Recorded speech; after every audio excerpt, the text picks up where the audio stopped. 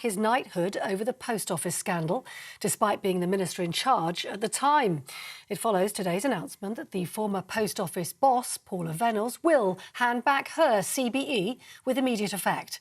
Her announcement came after widespread calls for her to return the honour after the Horizon IT scandal, where more than 700 post office staff were convicted, jailed, bankrupted, some even taking their own lives after faulty software meant they were wrongly accused of theft. And Fujitsu, the parent company of the faulty software, which caused the scandal in the first place, has been called to answer MPs' questions next week over its role in the scandal. Downing Street says the tech company will be held accountable, legally or financially, if it's found to have made mistakes. Rishi Sunak faces a showdown with MPs over his Rwanda bill when it returns to the Commons next week. The legislation will go through its third reading in the House of Commons on the 16th and 17th of January. However, the Shadow Commons leader Lucy Powell said the government was making it up as they went along. The Foreign Secretary has confirmed there are still 2 British nationals being held in Gaza as the Israel-Palestine conflict continues there. Lord Cameron's been speaking to the Foreign Affairs Committee today for the first time since his return to government. Asked whether the British nationals are still alive, he said he didn't know, but he did admit to concerns that Israel may have breached international law. And the US Secretary of State, Antony Blinken, has been speaking in the last half hour, saying he is now intensely focused on getting hostages released. Gabriel Attal has become France's youngest ever and first openly gay Prime Minister. The outgoing Prime Minister handed over to her successor in Paris today. And the French President Emmanuel Macron said he wanted to freshen things up in his second term of office ahead of the European Parliament elections. And lastly, more winter weather is expected right across the UK as the Health Security Agency issued an amber cold health alert for parts of England. And it follows on from Storm Henk, which left large areas flooded and thousands of homes damaged. More than 110 flood warnings remain in place across the UK tonight. That's the news on GB News, across the UK on TV, in your car on digital radio and on your smart speaker. This is Britain's News Channel.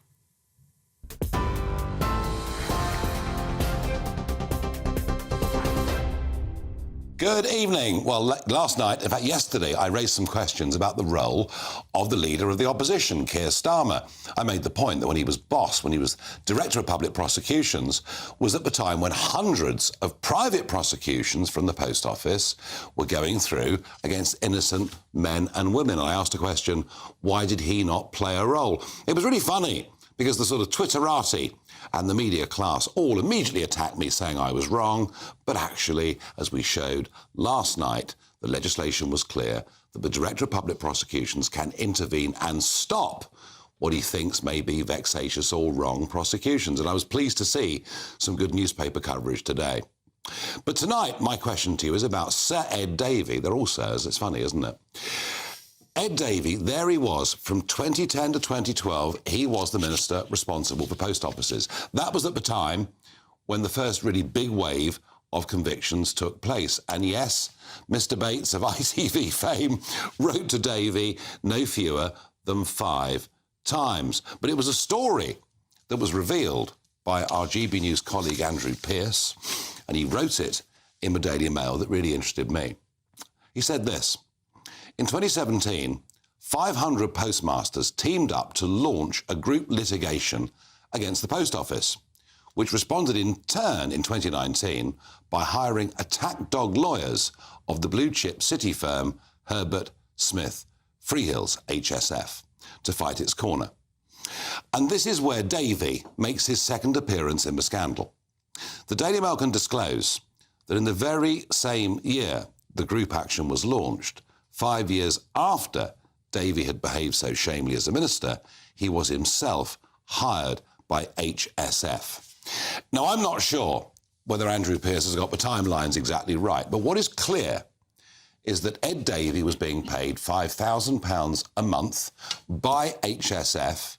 Now, he'll say it's for political advice, but the very same firm that the Post Office were hiring to try and stop 500 postmasters from overturning their guilty verdicts.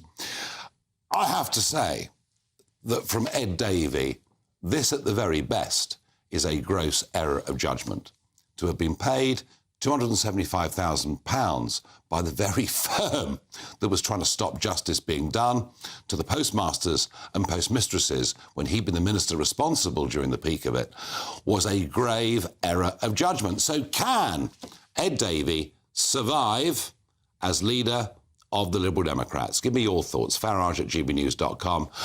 I don't think he can. I think the pressure upon him is going to become simply intolerable. It'll be a massive distraction from everything the Lib Dems try to do. And let's face it, under his leadership, they're doing pretty poorly anyway. Richard Tice, leader of Reform, his party now consistently above the Liberal Democrats in the polls. Now, it's been a day of, again, huge news over this Horizon sub-postmaster and mistress scandal, and I'm joined by our political editor, Chris Hope, to go through it. So yesterday, Chris, we were debating on the show, should there be a blanket exemption? And I made the point that I'm generally not for these things, but for once, I think, given the passage of time and the age of many involved, perhaps it should happen. Some indications this afternoon this may well happen. That's right. There's been some concern, always a concern in government, about giving blanket pardons, if you like, to use a kind of slang term about it. But they're looking, the government, as I understand it, at a bill that could lead to annulling these convictions of around 700 sub-postmasters. We could see detail of that legislation as soon as tomorrow or Thursday. I think the government is desperate to get ahead of this escalating scandal. Now, I've obviously, before I came here, I worked at the Telegraph. I've written a lot about it elsewhere. MPs have raised it, and we've all been talking about it. There's been Radio 4 documentaries. It took, I think, this documentary, which put the viewer in the mind, the eye of one of the sub-postmasters, to show how unfair it is. I mean, for me, there's been a failure, I think, of the political class, of officials, civil servants, to listen to people. They've trusted computers over people. Not just any old people, but people sub-postmasters who have a leadership role in their communities. Pillars of the local community. And so it's really, really politically dangerous because these people have got votes. We're seeing 1.2 million people calling for Paula Venables to lose her CBE. Yep. Now, she's announced at lunchtime today that she will hand it back. She's still got it, Nigel. But you can't give it on her back, can you? No, with all the honours you've got, of course. Oh, well, I've got nothing, no worry about that. They won't give you one. But this point's important to explain to people that when you've been made the CBE, that's been approved by the monarch. Yeah, that's it. And the only person that can remove that CBE from the former CEO of the Post Office, Paula Venables, is actually, on advice, the King himself. The Honours Forfeiture Committee, to use a term which we'll never say again on GB News, but that is the committee which looks at it. Even number 10, I've been in briefings today with Downing Street with the PM spokesman. Why won't the PM force them to take it on board? He can't even set the agenda for this committee. So they must do it, and until they take action, forgive me, that CBA stays in place. So they can make a recommendation, but ultimately the King has to agree. Correct, and the King will agree, but only on advice. Yeah, no, and it's chaired by Sir Chris Wormald, the lead official in the Department for Health. Now, this could be a big opportunity tomorrow for the Prime Minister. I'll come to that in a second. But another big day in Westminster tomorrow. Firstly, Rwanda. Yes, we've got the dates, an unusual statement today from the Leader of the House of Commons, Penny Mordaunt, setting out next Tuesday and Wednesday next week when the Committee of the Whole House, that's all MPs on the floor of the House, will debate line by line the Rwanda bill. And the reason why they're announcing it so soon is because I think they want to buy time to see what the rebels might try and do to make it stronger, the PM yesterday in Accrington Stanley said he wants to see bright ideas. Well, these bright ideas may emerge in the next 12 hours. And the first PMQs of the year, big chance for Sunak if he makes a big statement on the sub-postmasters, given huge questions around Ed Davey and some questions around Keir Starmer. Big chance for him. And a new departure for GB News tomorrow. That's right. We're launching a new PMQs Live, a show with Gloria De Piero, former Labour MP and, of course, a presenter on GB News. We're going to be dealing with PMQs in a lively way, try and get people involved, send in your questions you want answering. We'll get our guests in the studio, Labour, Tory, maybe some Lib Dem MPs, to answer them for you. Perfect. Join us live on GB News tomorrow. Midday. It'll be our first Westminster-based PMQ show. Chris Hope, thank you very much indeed. Well, let's get back to this question of Starmer, Keir Starmer. And I raised this yesterday. I was shouted down. But earlier on today, but Justice Minister Mike Freer in the House of Commons confirmed that I was right. Can the Secretary of State confirm that the Director of Public Prosecutions could take over a private prosecution and discontinue it? Yes. Thank you, Mr. Speaker. The Crown Prosecution Service can take over any criminal prosecution and may then carry out the prosecution. It may end or discontinue the prosecution if it does not believe that it should have been brought in the first place. Well, I'm joined down the line by Paul Garlick, KC, retired criminal barrister and judge. And Paul, you know, I'm not accusing Keir Starmer of anything. I'm really not. But I am raising a question. You know, we have a Crown Prosecution Service. We have a Director of Public Prosecutions. Under the legislation, you know, firms like the Post Office can take their own private prosecutions. Given there were hundreds of them, shouldn't, in some way, the DPP have intervened? Well, Nigel, first of all, Happy New Year. And Happy New Year. I think you have a good point. There's a little bit more subtlety to it than your introduction there, because, in fact, these weren't actually private prosecutions. The Post Office has a statutory power as a public body to bring prosecutions. That makes it slightly different to you and I going to a magistrate's court and trying to get a summons for someone who's punched us in the pub or something like that over a pint of beer. So the Post Office has a statutory right to bring prosecutions. Now, obviously the Minister today in House of Commons is quite right. The Director of Public Prosecution, the DPP, has the right to take over any prosecution and to review it. But where the prosecution is not a purely private prosecution, it's one that's brought by a body like the Post Office that has prosecuting powers, it's more difficult, it's more sensitive. And there's a specific convention that has to be adhered with before the DPP will take over the case. Now, the difficulty with these sort of cases where you've got computer-generated evidence is notorious. I've defended in many cases where the prosecution case has been entirely computer-generated evidence. And when you're defending, particularly if you're just a sub-postmaster, you've got no great funds, you can't afford experts to take apart the evidence. And I've been in cases involving private prosecutions by Saudi Arabia where we spent literally tens of thousands of pounds on experts to prove that the evidence was discredited. These poor post officers did not have that funds. Yeah. Now, the difficulty is the director at the time probably didn't know, and I think that is probably right, did not know about the fundamental flaws in this evidence. So there was probably not enough to cause him or her, him in this case, obviously Keir Starmer, at the time, to intervene and take over the case. Plainly, if there had been an indication that that computer-generated evidence was faulty, it was disrupted, it was unreliable, then the director should have intervened, taken over the case, reviewed it. That may be a fair point, Paul, but remember, if we go back to those years of 2010 to 2013, this was in the news and there were hundreds of people. But, I mean, you know, we can argue that. But, Paul, I just want to get one big thought from you, if I can. Yeah, this is being described, this is being talked about as the greatest miscarriage of justice ever seen in this country. Now, whether that's true or not, clearly there is a grave injustice.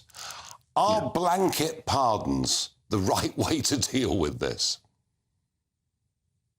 My professional judgment is that no, they're not. But there has to be an adequate remedy. There has to be, what they should do is draft in maybe a dozen new High Court judges specifically for this job to review every prosecution. Because to give a blanket pardoning is not as satisfactory as the Court of Appeal saying in individual cases, your case was badly brought, there was insufficient evidence, you were unjustly convicted. So what I think we should do is have, as I say, a specialist panel now of High Court judges brought in specifically to deal with this. Well, either way, Whether it's a blanket pardon, whether it's a dozen High Court judges being brought in, whatever happens needs to happen pretty quickly, given the ages of some of those who've been wronged. Paul Garlick, KC, thank you once again for joining us on the programme. Thank you, Nigel. And yeah, what Paul says is logical, you know, lots and lots of judges hearing each case individually, but whatever happens must happen quickly. In a moment, our Foreign Secretary, Lord David Cameron, goes before the Foreign Affairs Committee. I ask the question, how on earth is this man our Foreign Secretary?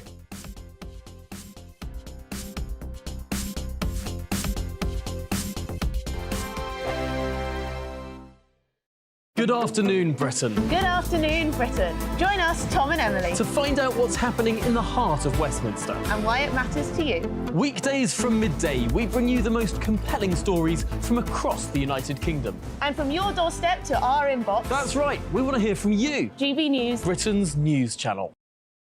Wake up to the headlines with Headliners every morning at 5 a.m.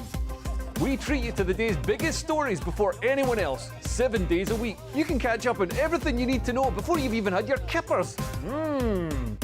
Headliners every morning at 5 a.m. only on GB News, the People's Channel, Britain's news channel.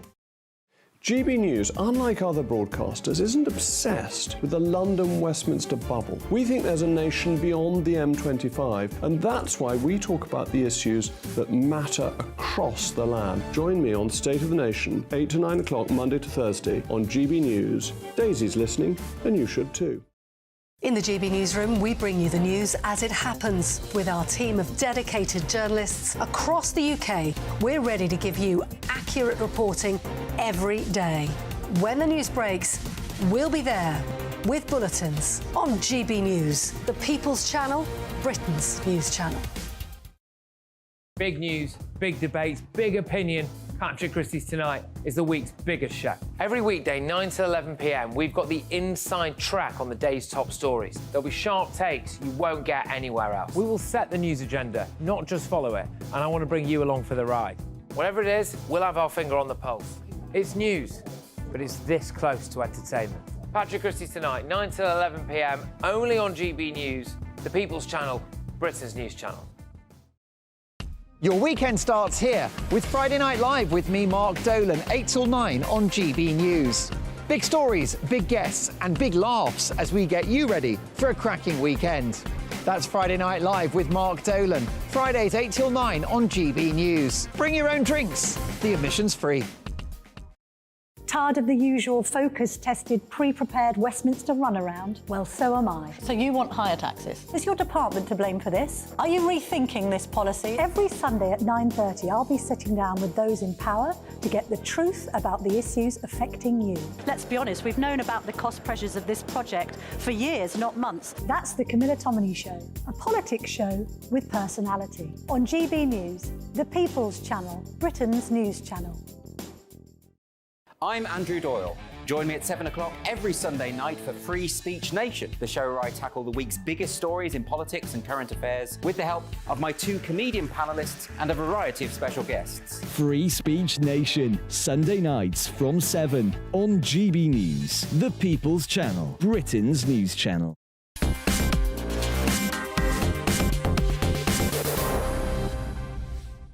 "23 nights I was in that jungle. 24 days without any news or current affairs. And I come out and I'm told that David Cameron is now Lord Cameron and that he's the Foreign Secretary. I simply couldn't believe it because I felt that during his period as Prime Minister, we made some utterly catastrophic foreign policy decisions. And I'm talking about China, I'm talking about Libya, I'm talking, of course, about our relationship with the European Union, Iran, and the list goes on. And yet, for some reason, Rishi Sunak thought it right to make him the Foreign Secretary. Well, today he was before the Foreign Affairs Committee, and he appears to have rowed back on many of the positions that he had when he was Prime Minister. Well, I'm joined in the studio by Philip Blond, a former advisor to the aforesaid David Cameron and a director of Res Publica. Philip, do you get my point that, you know, when he and George Osborne were talking about the golden era with China, they simply got it wrong, and Cameron today says, oh, well, everything's changed. Of course, we shouldn't have Huawei in our communication system when he and Osborne welcomed them in. I mean, he did get that wrong, didn't he? He got it profoundly wrong, but he was largely driven to that position by his then Chancellor, George Osborne, who essentially kind of drunk the Kool-Aid and thought trade led to freedom. But the great lesson of China is you can have free trade without political freedom. And indeed, that's the path that the Communist Party has taken. And we surrendered a lot of our national security during that period, both in terms of austerity, and now look at the Royal Navy doesn't have enough sailors. It's all part of that Osborne legacy that I think history will prove to be so terribly damaging. Not to mention, of course, a deal that had been done just a few years earlier with Hong Kong. Yes, had been reneged on completely. So Cameron was Prime Minister, but he was led on by his Chancellor, is really what you're saying. Well, I think he brought in, I think Osborne was the originator of the Golden Era agenda. But, you know, I think it is fair to say that on the foreign policy front, there are a few successes. You remarked on Libya. You could also remark on Syria, on the failure to deliver strikes when the red line on the use of poison gas by Assad was crossed, and Britain, Cameron was unable to deliver the vote on that. And of course, crucially, Brexit, he got Europe well, he got all of that wrong. wrong. But I mean, let's get back to Libya. I don't think any foreign policy decision in my lifetime has made me angrier than Libya. I mean, frankly, if this was an American hit job, I'd say he's the father of ISIS. I mean, we go into Libya, we destabilise Libya. ISIS didn't even exist before. We were promised by Gaddafi that if we got rid of him, 5 million people would cross the Mediterranean. Well, it's not quite been 5 million, but the general direction of travel is right. And Cameron today says we were trying to provide a brighter future. This was a catastrophic policy.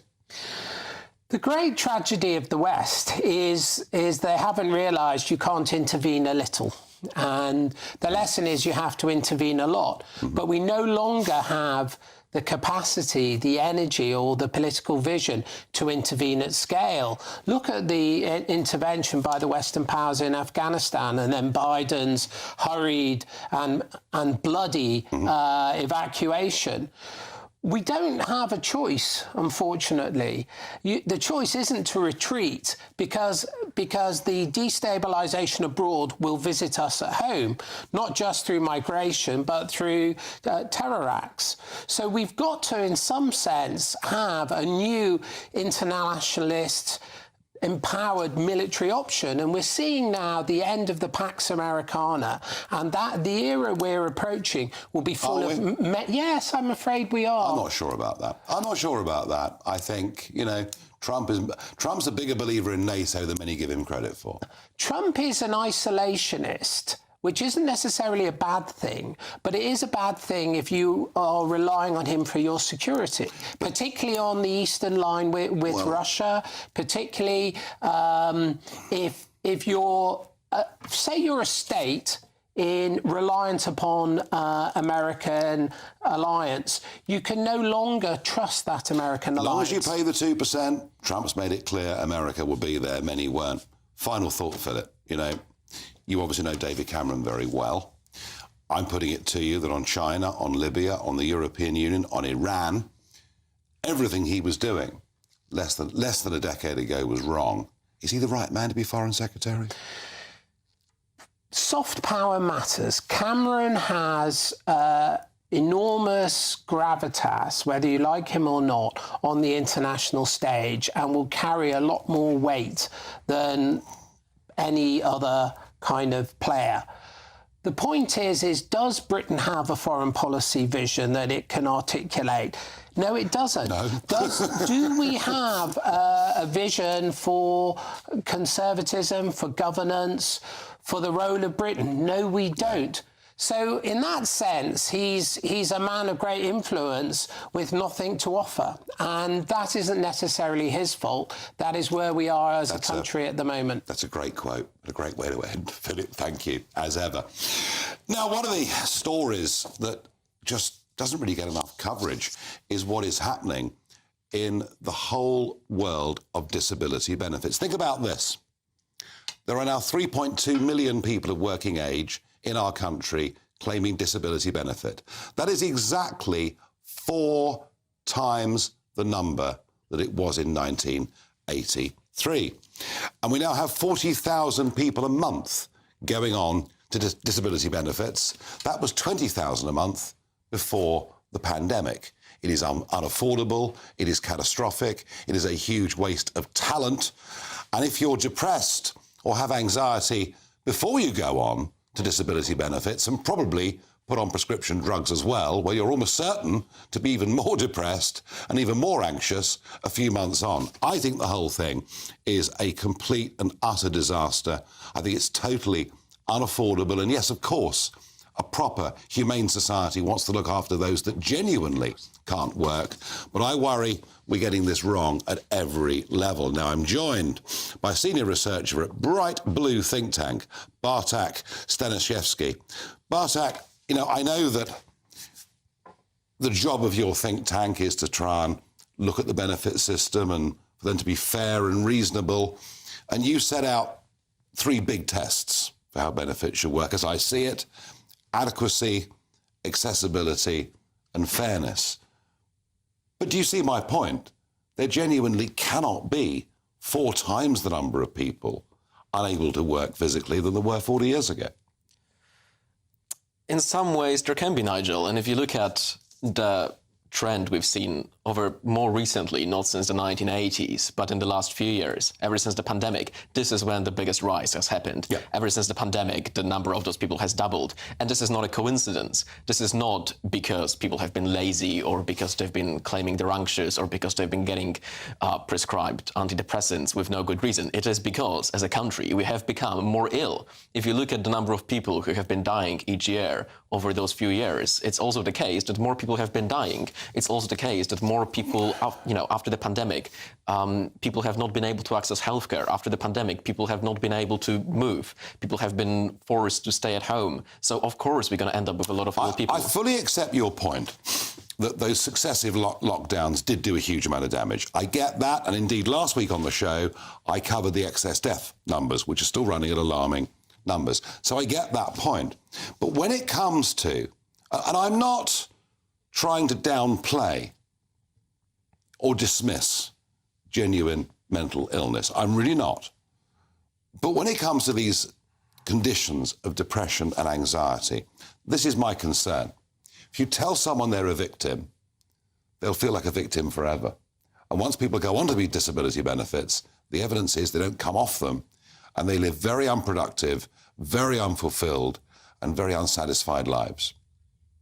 There is an element of that, yes. And obviously one thing that can happen is, yes, if you tell people that they're a loser, if you tell, then they will adopt that mindset. But I will be cautious about saying that this is what is happening. I will be cautious about saying, well, because those people are on benefits, they are leading miserable lives. I suspect the likelihood is the other way around. I suspect the likelihood is they're not having the greatest time of their lives and they're receiving help from the government, as they should. You know, we are one country. We should be supporting each other. We are one nation.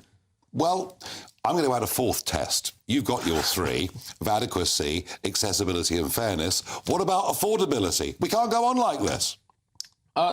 It's a reasonable point to make. It's I think it is. At a time when the government deficit is so high, at a time government debt is so high, it is obviously very expensive, but it's also very expensive because that help is needed. It's like I said earlier, we have more people dying every year. We have more people claiming food from food banks every year. We have more people living in poverty. We have more people being homeless. We have increasingly more people that need help because the costs of living are so much higher than they were last year. I think 7 out of 10 households with a disabled person in them say they cannot even meet essential needs.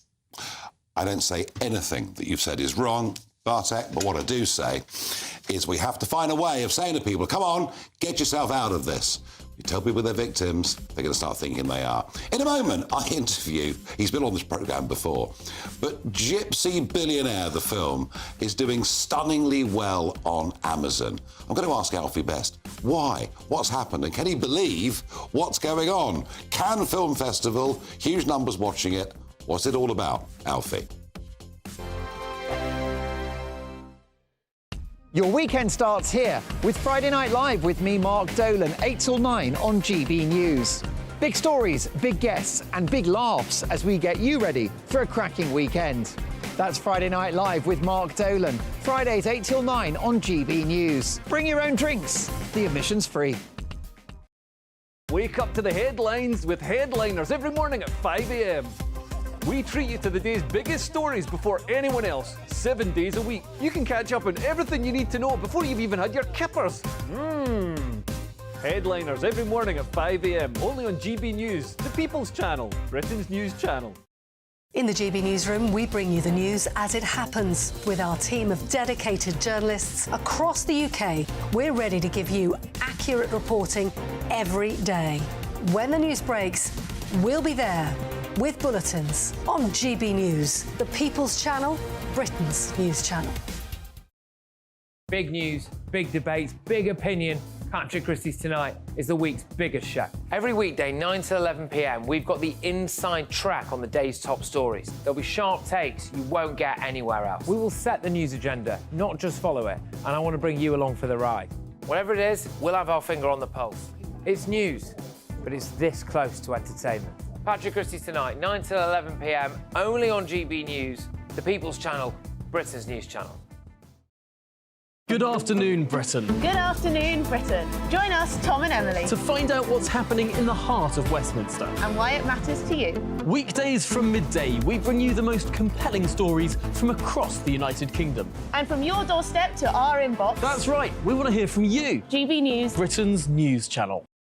GB News, unlike other broadcasters, isn't obsessed with the London-Westminster bubble. We think there's a nation beyond the M25, and that's why we talk about the issues that matter across the land. Join me on State of the Nation, 8 to 9 o'clock, Monday to Thursday, on GB News. Daisy's listening, and you should too. I'm Andrew Doyle. Join me at 7 o'clock every Sunday night for Free Speech Nation, the show where I tackle the week's biggest stories in politics and current affairs with the help of my 2 comedian panellists and a variety of special guests. Free Speech Nation, Sunday nights from 7 on GB News, the People's Channel, Britain's news channel. GB News is Britain's news channel, and now you can support it. All you have to do is scan that QR code that's up on your screen right now, or you can go to gbnews.com/support and become a GB News member. You'll have fantastic benefits. We're also going to organise special events where you as GB News members can meet the presenters, the on-screen faces. Scan the QR code or go to gbnews.com/support. Thank you so much.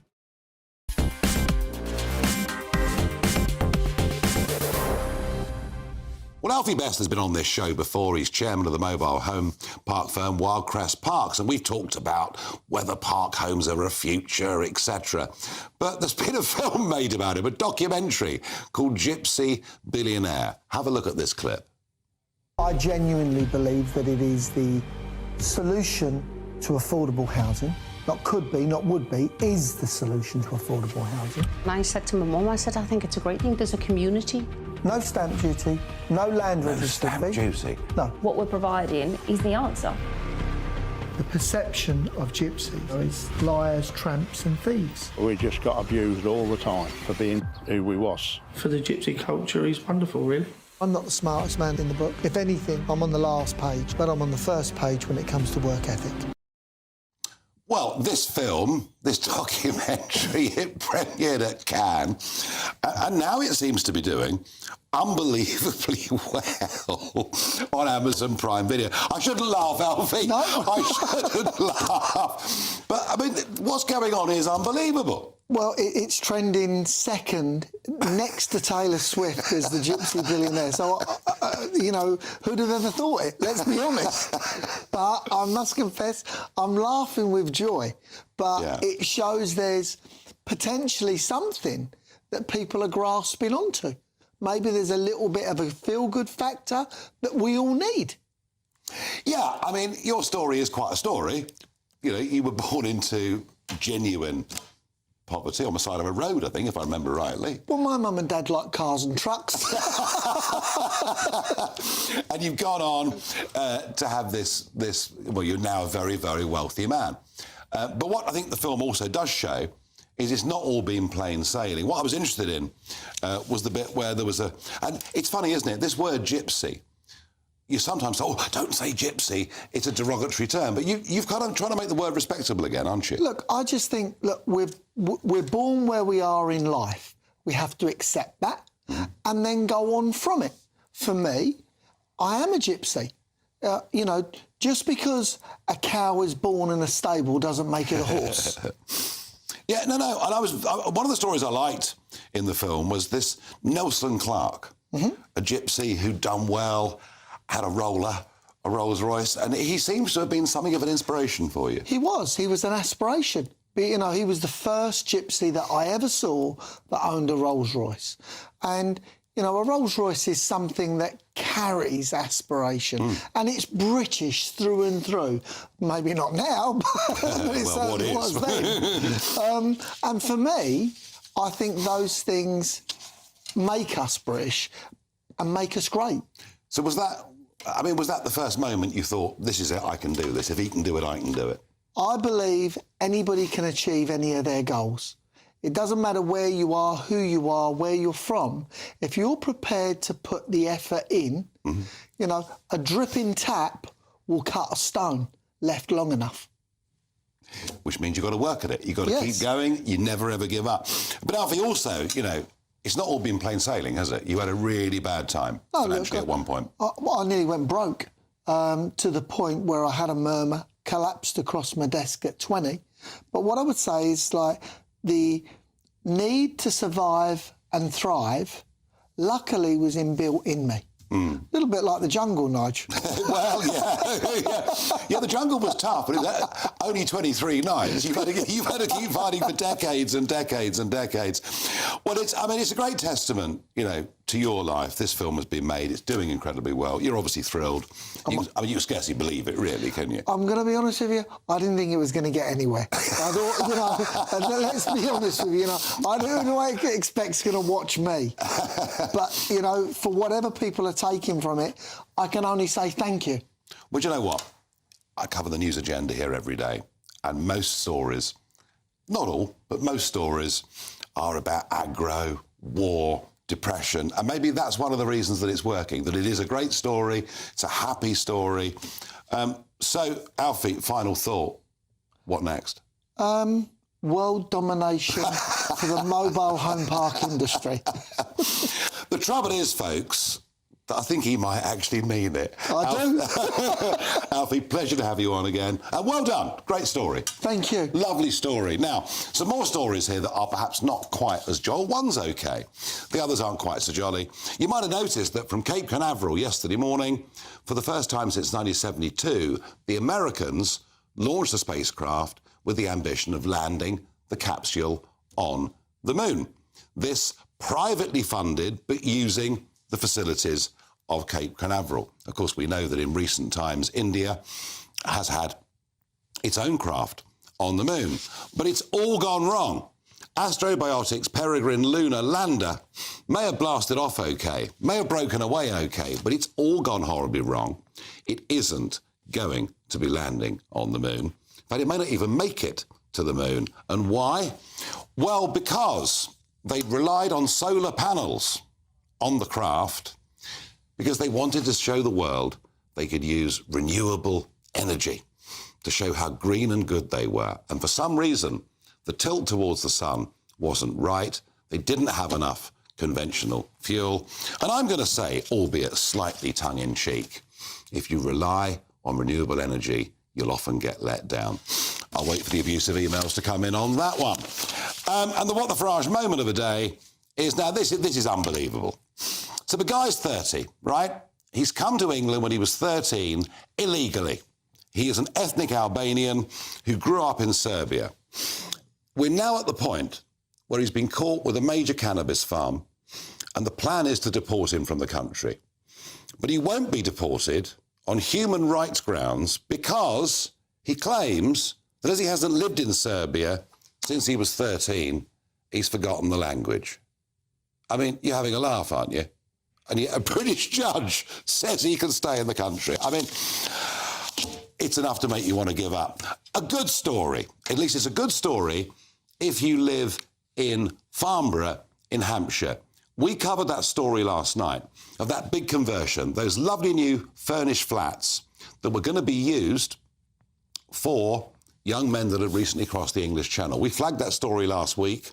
Leo Doherty, who's the local MP who refused to speak to us and whose staff wouldn't even open the door to us, now says, following my meeting with the Home Secretary, plans have changed and I've received an update confirming a pause in the plans to place asylum seekers in Pinehurst Hillside, Farnborough. I'm very grateful indeed to the Home Secretary for listening to my concerns, as well as those of Rushmore Borough Council and local residents. Well, jolly well done, Leo Doherty, but I've got to tell you, it's got absolutely nothing, matey. Nothing to do with you whatsoever. It's us on GB News that broke the story.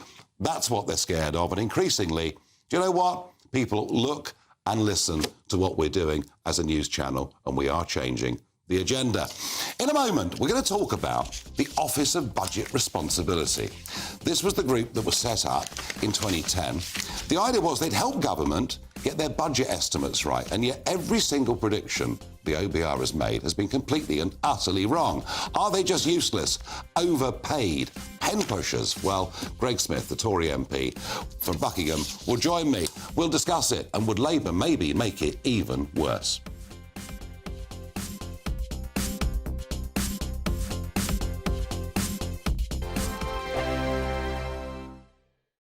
Join us every night on GB News at 11 p.m. for Headliners, which is 3 top comedians going through the next day's news stories, which is exactly what you need, because when the establishment has gone crazy, you need some craziness to make sense of it. Headliners. You don't have to bother reading the newspaper. We've got it covered for you. Every night at 11 p.m. and repeated every morning at 5 a.m. We won't send you to sleep like some of the other paper review shows out there. So join us 11 p.m. every night on GB News. The People's Channel, Britain's news channel. Tired of the usual focus-tested, pre-prepared Westminster runaround? Well, so am I. So you want higher taxes? Is your department to blame for this? Are you rethinking this policy? Every Sunday at 9:30, I'll be sitting down with those in power to get the truth about the issues affecting you. Let's be honest, we've known about the cost pressures of this project for years, not months. That's the Camilla Tominey Show, a politics show with personality. On GB News, the People's Channel, Britain's news channel. I think the most exciting bit for me is talking to people. People who I think are ignored often by the major news channels. We're going to give news they want to hear. There's a voice there that needs to be heard. I think there's a chance here for a diversity of opinion to be expressed, which you don't find elsewhere. It's really exciting. We don't hold back. We're free to say how decisions that are taken here affect us all around the country. Only on GB News, the People's Channel, Britain's news channel. Good afternoon, Britain. Good afternoon, Britain. Join us, Tom and Emily, To find out what's happening in the heart of Westminster. and why it matters to you. Weekdays from midday, we bring you the most compelling stories from across the United Kingdom. And from your doorstep to our inbox. That's right, we want to hear from you. GB News, Britain's news channel. Every Sunday from 11, join Michael Portillo. There will be topical discussion, looking at the week before and the week to come. So kick back and relax at 11 a.m. on Sundays on GB News with me, Michael Portillo. GB News, the People's Channel, Britain's news channel. Your weekend starts here with Friday Night Live with me, Mark Dolan, 8 till 9 on GB News. Big stories, big guests, and big laughs as we get you ready for a cracking weekend. That's Friday Night Live with Mark Dolan, Fridays 8 till 9 on GB News. Bring your own drinks, the admission's free. Big news, big debates, big opinion. Patrick Christie's Tonight is the week's biggest show. Every weekday, 9 to 11 p.m, we've got the inside track on the day's top stories. There'll be sharp takes you won't get anywhere else. We will set the news agenda, not just follow it, and I want to bring you along for the ride. Whatever it is, we'll have our finger on the pulse. It's news, but it's this close to entertainment. Patrick Christie's Tonight, 9 to 11 p.m, only on GB News, the People's Channel, Britain's news channel.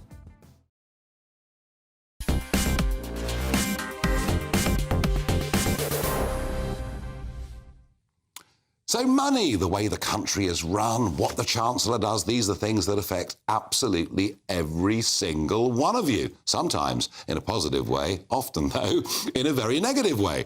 But there is an organisation called the OBR, the Office of Budget Responsibility, and they are playing an increasing role in our lives. Let's find out who they are, why they're here and what the problem is. I'm joined by Greg Smith, Member of Parliament, Conservative for Buckingham. So, Greg, as I understand it, it was a Conservative government or a coalition government that set up the Office of Budget Responsibility. It sounds terrific. What was the idea? Well, the public out there would be forgiven for thinking that the people they elect to represent them, to form a government, will make all the decisions on taxation and spending.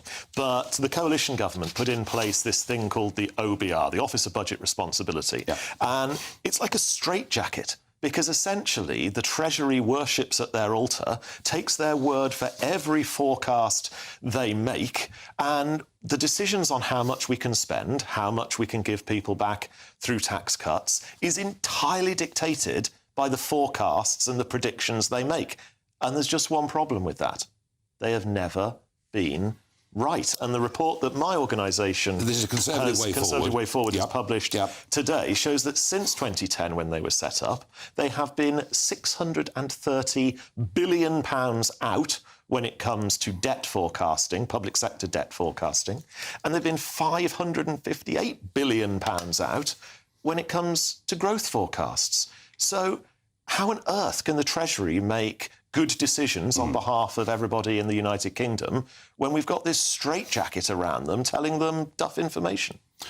Yeah, it was very interesting. The Daily Telegraph said that on public finances, the buck stops with the Office of Budget Responsibility and describes the chairman of the OBR, Richard Hughes, as the most powerful man in Britain. But, Greg, here's the point. When they set up the OBR, it was to give them advice. There's no legal reason why the Chancellor of the Exchequer has to listen and act on the orders of Richard Hughes and the OBR, is there?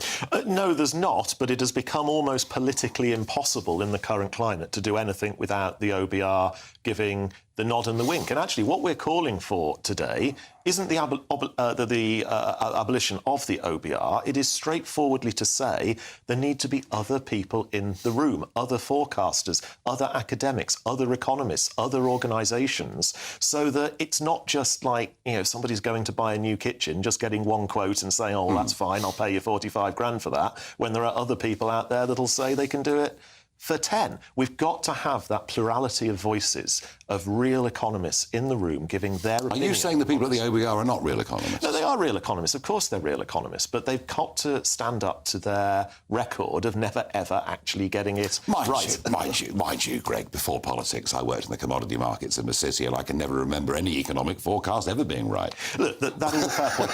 It is not a precise science. There is no one out there that can accurately, to every pound and pence, predict what is going to be required on debt, what is going to be required on spending. You never know what is round the corner. But by just relying on one source, one set of economists, one organisation, I get that's the problem. Completely. Now, interesting. You know, Labour, if you believe YouGov this morning, 24 points ahead now in the polls. Likely, many believe, to form the next government. They're going to give the OBR an even bigger role.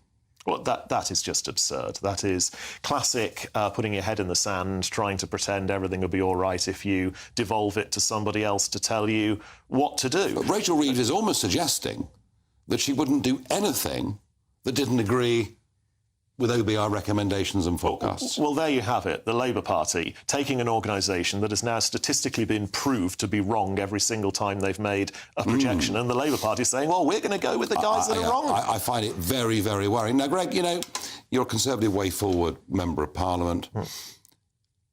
You know, Rishi Sunak telling us a few days ago we should all be very, very grateful that this big tax cut is happening at the weekend, when we know that actually for every £1 he's given us back, he's taken away about 4. And yes, you can tell me there's been a pandemic, etc. But I've been talking earlier on the show about the fact there are 4 times the number of people now on disability benefits than there were when Margaret Thatcher was Prime Minister.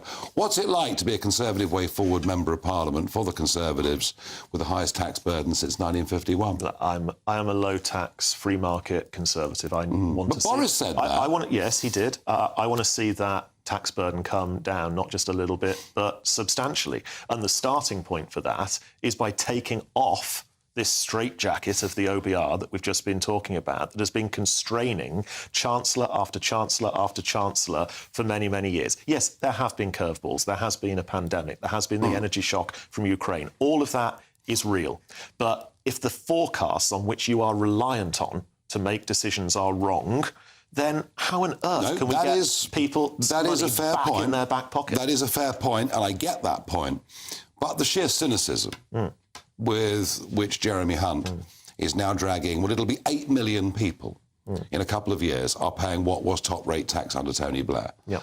How do you face your electorate with that? Look, I've raised that at Prime Minister's Questions. The last PMQ I had in December, I raised this fiscal drag point. It was never designed for police sergeants, for nurses, for teachers with additional responsibilities to be paying high-rate tax. This was supposed to be a tax bracket that was meant to be for people that everyone could look and say, yeah, they probably can afford it. Too many people are in that upper rate of tax, and I have been campaigning on that already in the House of Commons on behalf of my constituents and the whole country to see those allowances, the point at which you start paying 40p in the pound, substantially shifted upwards. So when the election happens, Greg, October, November, whenever it's going to be, something may, I doubt it, how is the ordinary voter to believe Rishi Sunak when he says we're a low-tax party, when all the evidence from 14 years is that you're not anymore?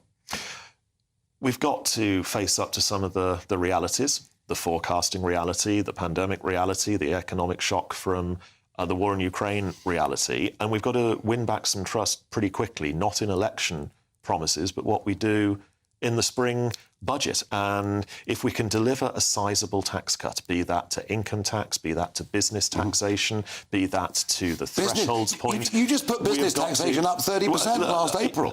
I totally accept that point. That is a reality. That is straightforwardly how it is. But talking to particularly small businesses in my own constituency, they are hurting from that corporation tax I know they are. Increase. And I think in reality, there is only one party that will actually go there to reduce taxes in the long term, if we can get the forecasting right. Well, I listen, it may be partly the OBR's fault, but it's not all. Greg Smith, thank you for joining me.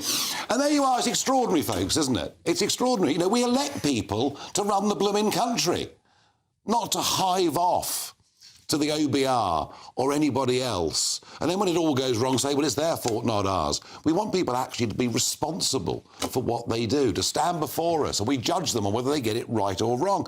I'm sure that Jacob Rees-Mogg would agree with me on this point. Entirely. So the whole point of standing for Parliament, going into government, is you want to make the decisions, and then you discover you can't, because they're made by all these bureaucracies being set up by legislation, and we've got to repeal the legislation that gives them this authority. Look at the post office scandal. What was Sir Ed Davies' response? It's not my day-to-day responsibility. The post office is an independent, arm's-length body. No, no, no. If you're a minister, you're in charge, you're accountable, and the voters must be allowed to choose. And that's how it should be, how it ought to be. That's why we voted to leave the European Union. It all ties in. Yeah, and the Bank of England, we can make the same arguments for what the bank does. And again, well, don't blame us. We've given them independence, and maybe too much independence in the case of the Bank of England. Yes, I indeed. rather think. Jacob, what's coming up tonight quickly? I'm going to be talking about Prince Andrew and whether he's getting a fair crack of the whip. He's been assumed guilty without any trial. And this just isn't British. I have to say, I rather agree. We're done. Let's have a look at the incredibly cold weather. Looks like things are heating up. Boxed boilers, sponsors of weather on GB News. Evening, welcome to your latest weather update from the Met Office for GB News. I'm Alex Deakin. Another cold one tonight and tomorrow. Quite a bit more cloud tomorrow over northeast England and eastern Scotland. Sunny skies definitely in the south. High pressure is still dominating our weather. Close to the centre of this high, we've seen some stubborn fog patches. The breeze coming around the high, bringing in a bit more cloud over northeast England and eastern Scotland during the night. Maybe one or two showers here and there as well. They'll be pretty light, pretty well scattered. and they will be of rain, maybe a little bit of snow on the hills. Further south, it's generally just dry and clear and cold. Temperatures down to -1, -2, even in towns and cities, and feeling colder with that wind, which will be a feature of the weather tomorrow, as it will be over northeast England and eastern Scotland. A cloudy day here as well, so feeling even colder without any sunshine and with that breeze. Again, western Scotland should see quite a bit of sunshine, some sunshine possible for Northern Ireland, and plenty of sunshine across the south. Still 1 or 2 scattered showers coming in, and where it is cloudier with a stronger wind, even though temperatures are a little higher tomorrow, it'll probably feel colder, mostly 5 or 6 Celsius, so still below average for the time of year. Another frosty one in the south on Wednesday night and Thursday morning, but again here, generally fine and sunny. For most, again, Thursday's looking dry. Again, there's quite a bit of cloud at times in northeast England and eastern Scotland. Temperatures at 6s and 7s, so feeling cold once more, particularly in the east, with a brisk, chilly wind. A brighter outlook with Box Solar, sponsors of weather on GB News.